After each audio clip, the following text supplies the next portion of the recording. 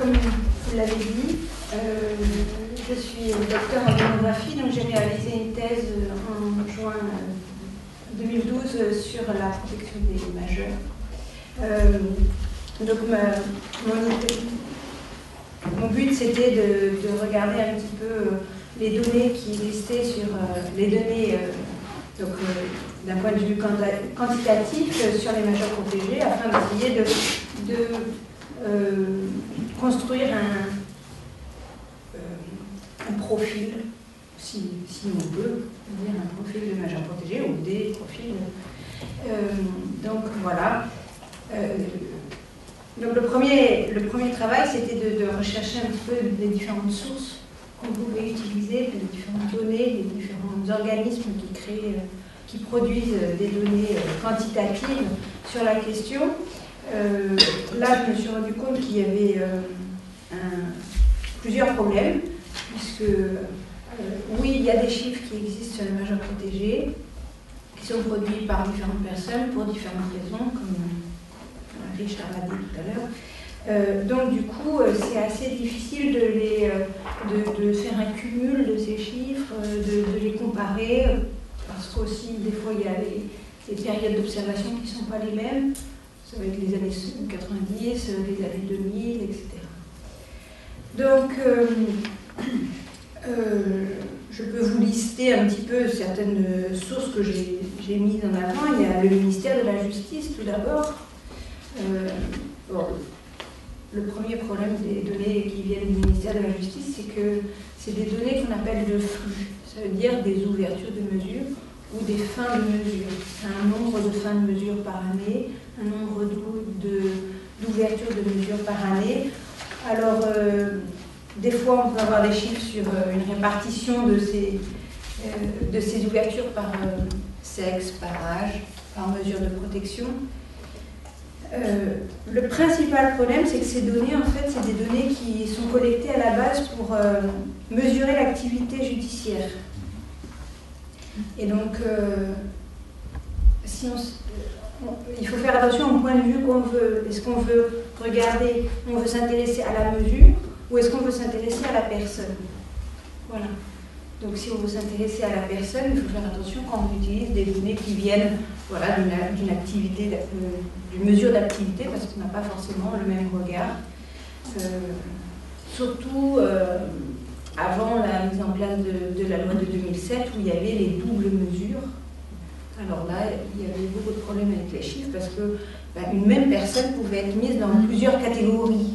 Je veux dire, si la personne avait été PSA et une curatelle, on allait la retrouver deux fois dans le tableau des chiffres statistiques, à la fois dans la mesure et à la fois dans la possession de la curatelle.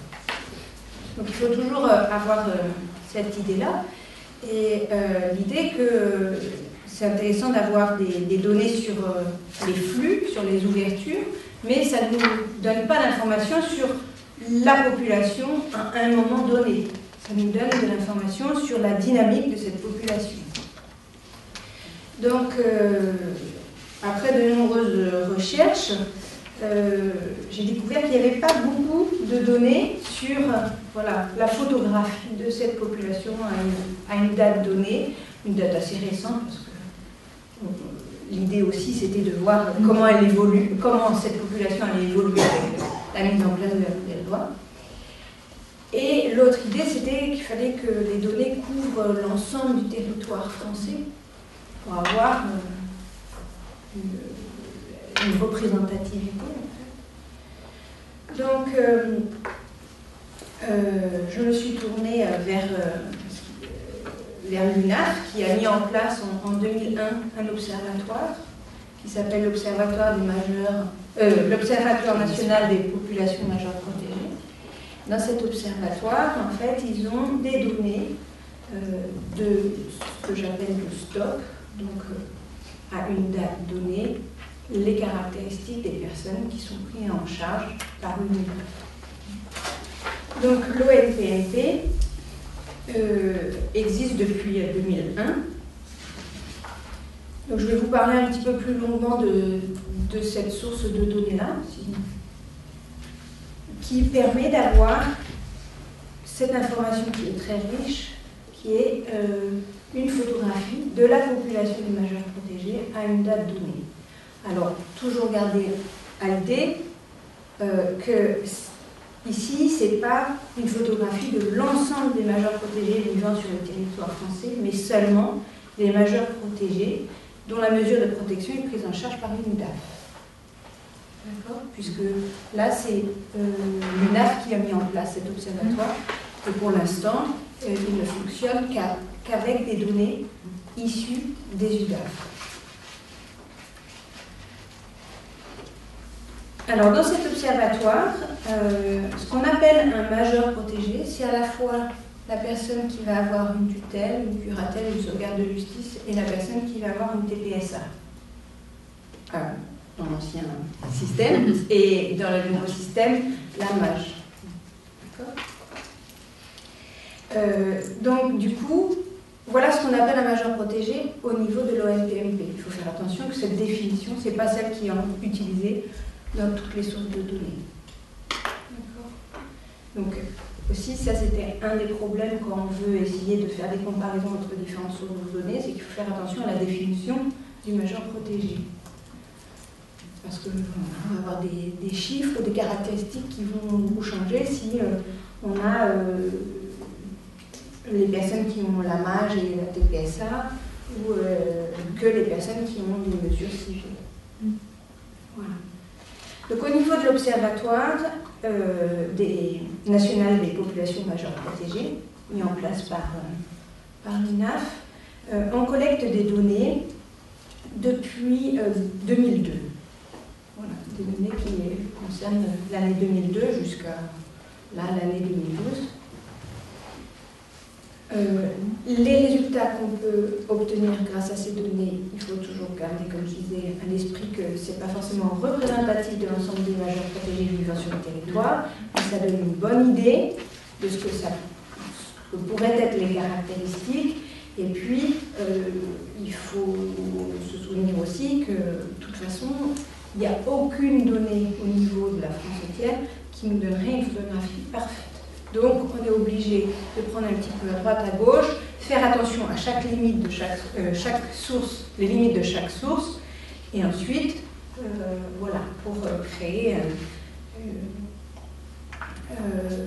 une photographie de cette population. Donc, l'ONPMP fonctionne avec deux collectes. Fonctionner, on va dire, maintenant c'est une petite modification depuis l'année dernière. Il y avait une collecte qu'on appelait l'exhaustif. Donc du coup, on contactait les UDAF, toutes les UDAF, et on leur demandait de transmettre un fichier sous format Excel, comprenant un certain nombre de variables. Alors, on avait un identifiant pour chaque personne, puisque quand on collecte des données, on fait attention que tout soit anonyme. Donc un identifiant, c'était une série de chiffres, une série de lettres. On avait de l'information sur le sexe de la personne, l'année de naissance, la mesure de protection et le tribunal dans lequel la mesure a été prononcée. Donc là, cette information, elle était extraite du logiciel de gestion de données, de dossiers, pardon, dans les UDAF.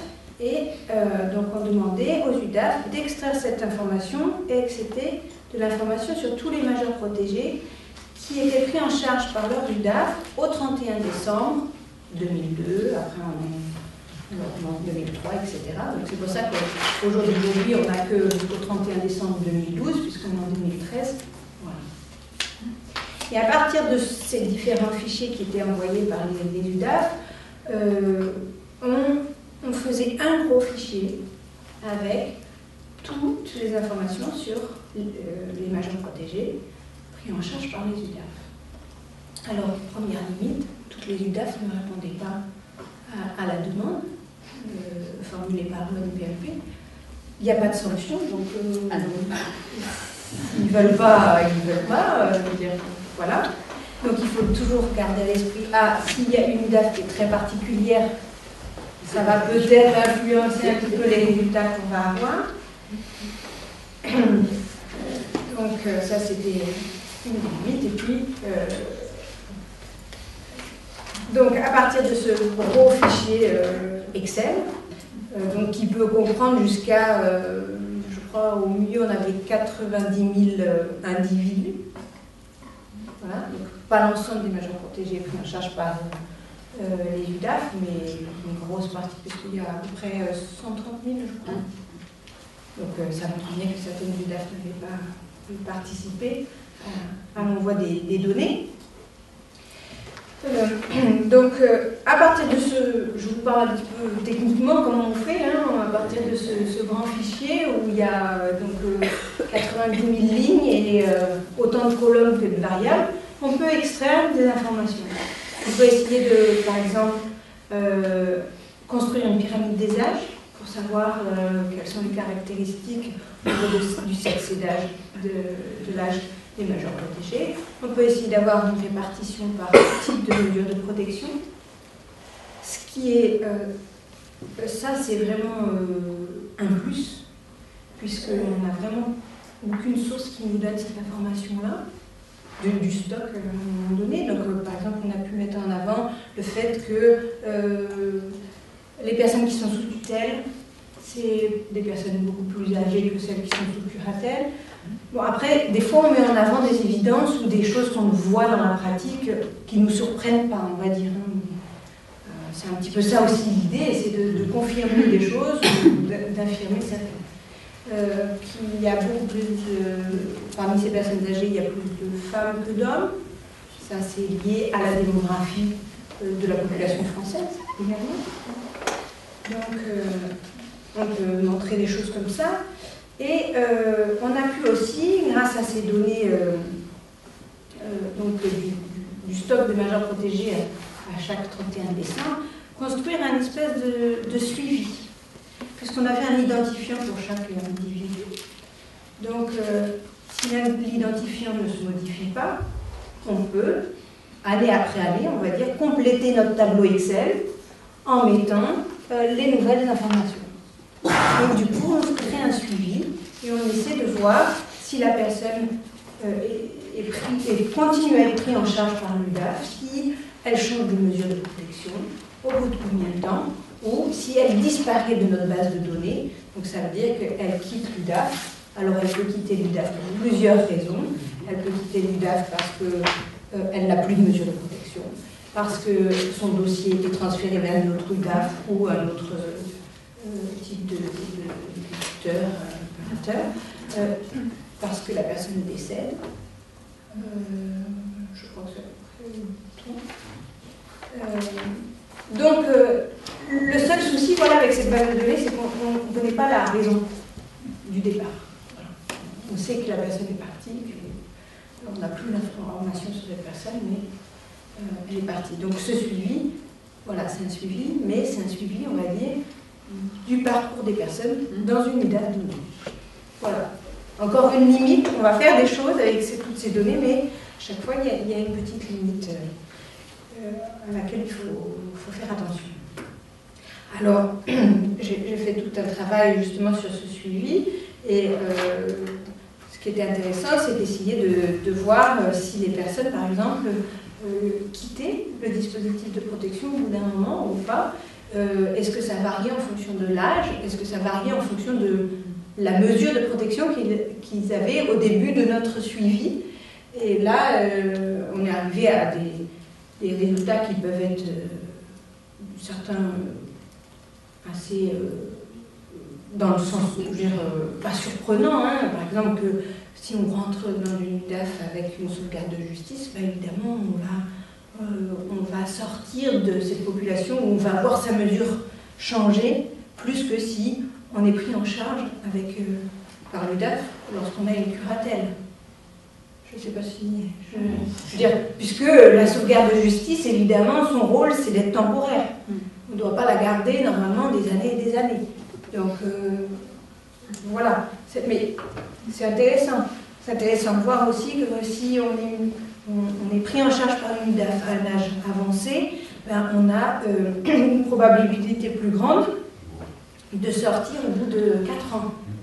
Oui, puisque ben, on est plus âgé, donc on a une probabilité de mourir qui va être supérieure, évidemment, à si on rentre. Donc c'est des petites... vous voyez, c'est des choses qui paraissent logiques, mais des fois, il faut avoir le chiffre pour le prouver, pour le montrer. Donc voilà le type de choses qu'on peut faire avec ces données-là. Et depuis l'année dernière, on a essayé d'améliorer un petit peu la collecte des données de cet exhaustif pour plusieurs raisons.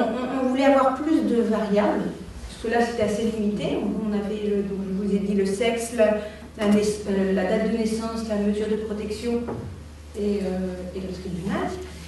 Maintenant, on voulait avoir un petit peu plus de données sur des prestations, sur s'il bénéficiait par exemple de l'AAH, si la personne était propriétaire, si elle résidait à domicile ou en institution. Et donc, on voulait avoir plus d'informations et à la fois ne pas donner trop de travail aux UDAF, puisqu'on commençait à voir que certaines UDAF qui répondaient autrefois ne commençaient à plus répondre, ne plus envoyer les données. Donc c'est toujours embêtant pour la représentativité, pour le suivi. On ne peut pas faire de suivi si une année il y a une UDAF qui ne répond pas. Cette UDAF, sur ces données, on ne peut pas faire de suivi. On ne peut pas savoir ce que deviennent chaque major protégé. Donc du coup, on a mis en place des requêtes automatiques. On a contacté les éditeurs de logiciels de gestion de données, de dossiers des majors protégés, et on leur a demandé si c'était possible de créer un petit module où en fait la personne au niveau de l'UDAF avait juste appuyé sur un bouton et puis toutes les données étaient extraites. Bon, voilà, non, juste, c'est peut-être pas le bon mot, mais pour essayer de simplifier, on va dire, la tâche. Voilà. Alors ça a plus ou moins bien marché, hein, selon les éditeurs, des fois, il y a eu des problèmes. Donc c'est un système qui est mis en place, qui a commencé à être mis en place. La chose qui est intéressante, c'est que ça a révélé des problèmes dans les logiciels de gestion de dossiers, parce que, par exemple, on avait beaucoup de... Alors, un exemple tout bête, on avait une des variables, c'était propriétaire. Est-ce que les gens sont propriétaires ou pas? A priori, on se dit, l'information, il devrait aller au niveau de l'extraction. Bon, après, bien sûr, on fonctionne avec les informaticiens, etc. Et là, il y avait, je crois, 70% de ne sait pas. Alors, on dit ça, alors c'est bizarre, parce qu'à côté de ça, on avait fait d'autres enquêtes où on avait à peu près 8% de propriétaires. Donc, on avait des chiffres un petit peu, on va dire, qui paraissaient de meilleure qualité. Bon. Évidemment, on n'a jamais toujours, on ne trouve pas toujours un point de comparaison, donc bon, ça reste. Et là, en fait, en discutant avec cette UDAF, on s'est rendu compte que l'information, il l'avait, mais c'était pas forcément inscrit dans la bonne colonne. Et donc l'informaticien qui derrière avait fait le truc, voilà. Donc il fallait modifier d'une façon ou d'une autre, soit au niveau de l'éditeur, soit au niveau de la saisie au niveau des auteurs. C'est pas facile. Voilà, c'est quelque part, l'information est quelque part, mais et ça c'est un problème, on va dire, qu'on rencontre, mais pas seulement avec les UDAF. Pas juste avec l'observatoire. On rencontre même au niveau du ministère de la Justice, on se dit pourquoi ils ne peuvent pas nous fournir certaines informations. Ils l'ont. Elle doit exister cette information, mais où elle est, comment elle est codée, est-ce qu'on peut l'extraire, est-ce que facilement, en tous les cas pas trop difficilement. Et donc voilà. Donc notre nouveau système d'extraction des données par requête automatique, il n'est pas totalement en point encore, mais il va le devenir. Et là, on pourra du coup avoir des informations plus complètes sur aussi l'état matrimonial des personnes à donner, etc. Alors, cette variable-là aussi, elle pose problème puisque au niveau des UDAF, chacun rentre son libellé, on va dire, de l'état matrimonial. Il y en a qui vont dire ça va être marié, divorcé, célibataire, etc. Il y en a d'autres qui mettent concubinage. Donc après, voilà, il faut essayer d'homogénéiser tout et c'est pas toujours évident puisque certaines personnes appellent quelque chose sous un certain nom et d'autres avec un autre nom. Donc voilà. Voilà pour l'exhaustif, donc les données sur la population prise en charge par les UDAF au 31 décembre, donc depuis 2002 jusqu'à 2012. Et comme ça permet aussi de voir une évolution de ces caractéristiques au niveau des UDAF.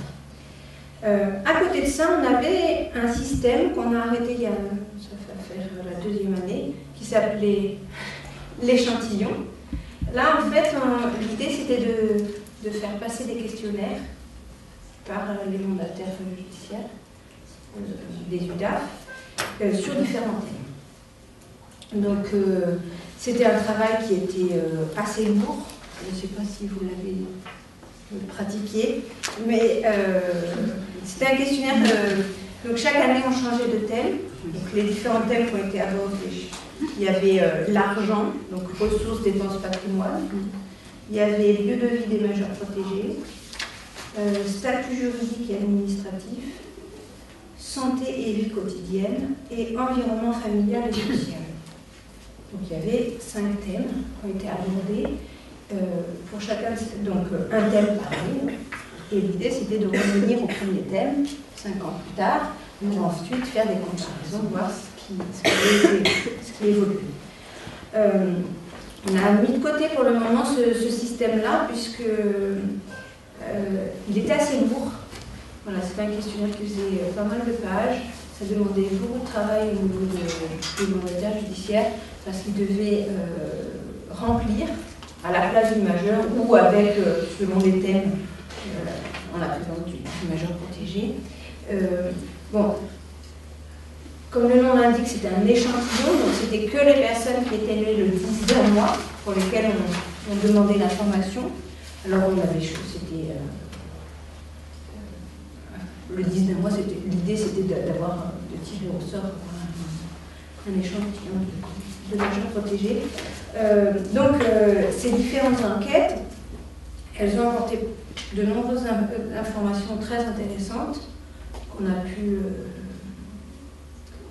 au niveau de l'ONPMP qui ont été mis sous un format papier, on va dire, pour être diffusés au niveau des partenaires, etc. Ça s'appelle les chiffres clés de l'ONPMP. Donc c'était une source très intéressante, mais on l'a laissé de côté parce que c'était un travail très lourd au niveau des UDAF. Et donc, année après année, de moins en moins de personnes répondaient. Donc il y a toujours ce problème de représentativité, que du coup, dans l'échantillon, on n'avait plus que 400 personnes. Donc c'est intéressant, mais il y a plein de croisements entre variables qu'on ne peut pas réaliser. Donc voilà, pour le moment, c'est mis de côté. L'idée, c'est de le remettre en place, mais tous les 3 ans, par exemple, ou tous les 2 ans, pour que ce soit un travail peut-être moins lourd annuellement et qui ait plus une motivation. Voilà, c'est un lieu tout écrit. Qu'est-ce que je peux vous dire d'autre?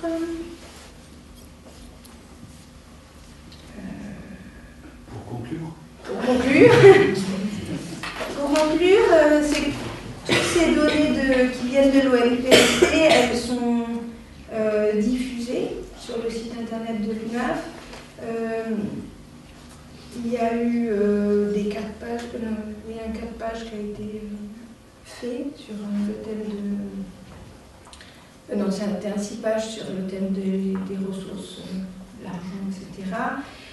L'idée, c'est un petit peu aussi que tout ce qu'on peut produire grâce à cet observatoire soit utile à la fois pour le réseau des UDAF, à la fois au niveau national, pour donner un petit peu une idée du profil des majeurs protégés, Et puis, l'idée, c'est aussi d'agrandir cet observatoire pour qu'il soit de plus en plus représentatif, d'avoir des contacts avec d'autres associations tutélaires, et aussi, ce qui serait une bonne idée, mais il faut trouver la façon de faire, c'est d'avoir des données sur les tuteurs familiaux. Puisque une des choses qu'on a mis en avant lors de l'inventaire des données existantes, c'est ce manque de données sur les tuteurs familiaux. Parce qu'on ne peut pas, on n'a pas d'informations sur eux. Voilà, il faut passer par les tribunaux pour avoir des adresses peut-être. Voilà. Mais après, c'est toujours un problème de comment avoir de l'information sur les majeurs protégés pris en charge par un membre de la famille. Et surtout, c'est que très certainement, cette sous-population, alors il ne faut pas prendre le terme sous-population, ce n'est pas péjoratif ou quoi que ce soit, c'est un sous-ensemble d'un ensemble. Donc, cette sous-population-là de majeurs protégés a très certainement des caractéristiques très particulières, parce que quand on étudie à partir des données du ministère les caractéristiques par tuteur, les ouvertures de mesures par tuteur,